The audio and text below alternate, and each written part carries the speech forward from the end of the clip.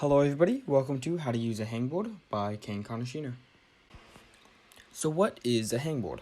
Well, essentially it's just a rock climber's pull-up bar.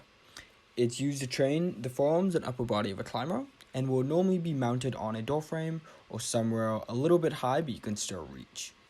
This is not a replacement for an actual climbing gym, however this is a great workout that will keep you in shape. Hangboarding is very dangerous. Yes, it is a tool to get stronger at climbing, however, you may consequently hurt yourself if you are underexperienced.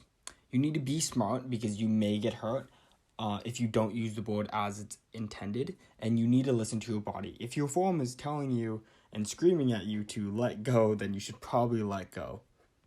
The general consensus is that you should not use a hangboard unless you have been climbing for a little bit more than a year. And you definitely should not use a hangboard if you are a beginner. On this hangboard, there are 14 different holds. Each hold is going to be perfect for a different kind of workout. If we look on the left, we have the large edge, which is almost going to be a jug, and it's going to be a pretty solid hold. However, if you look at, for example, the small edge, that's going to be maybe half a finger pad, and on the left, we're also going to have a mono, and we also have pockets. A mono is where you're pretty much just doing a one finger pull-up. That is extremely hard, and I do not recommend that if you're a beginner climber because you may hurt yourself, especially with pockets as well. We also have a 25, 35, and 45 degree sloper as well.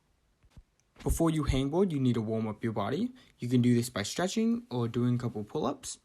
Just do not do any pull-ups on the pockets or monos at the very start, as you will hurt yourself. You need to be warmed up for this exercise as it is very taxing on your forearms and upper body. So let's get hangboarding. So you definitely need chalk to avoid getting blisters and torn skin. And you also want to keep your hand at an open grip. This means that it's not very pinched up like a full crimp, and this will make you use more of your forearms and less of your fingers. You also want to rest about a minute between each set just to give your forearms a rest. So when you're on a hangboard, you don't want to have your body limp. You want to hang with your shoulders engaged and your arms slightly bent. If you look on the picture on the right, you'll notice that my shoulders are right up to my ears and there's no separation between my head and my arms. However, the one on the left, you can see that there is a clear separation between my arms and my head, and my chest is kind of pushed up a little bit, and my shoulders are pushed back a bit, and they're also engaged. Now we're going to move on to basic hangs. This will include hanging on the slopers for about 20 seconds. For the next exercise, you want to hang on the large edge with your elbows at a 90 degrees, engaging your shoulders and your biceps and triceps for about 10 seconds.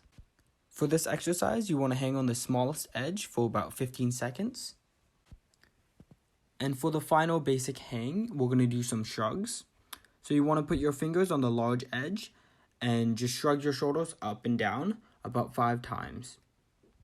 Like I previously mentioned, a hangboard is pretty much just a climber's pull-up bar. You're able to do the exact same workouts, however, you'll be working out your forearms a lot more. Hangboards are very versatile. You're able to do a lot of ab workout as well as upper body. On the first on the list, we have scissor kicks, as well as L-sits, knee raises, leg lifts, half front levers, a full front lever, and offset pull-ups.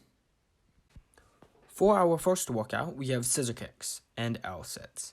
So scissor kicks will be the video on the left, and as you can see, my legs are in a controlled and straight manner, and they are going back and forth. You can do this for about 20 to 15 seconds. And the video on the right demonstrates L-sits. For this, you want to go into a pike position, where you just have your legs up and your chest out, so you make a L shape. And you want to hold that for about the same, maybe about 10 to 15 seconds as well. Here we have knee raises and leg lifts. The knee raises is going to be the video on the left, and it's pretty self-explanatory. You just kind of raise your knees a bit. You can do about 10 to 15 of these, or just go as long as you can. On the right, we have leg lifts. Here you want to keep your legs straight and lift your legs as high as you can while in a controlled and straight manner.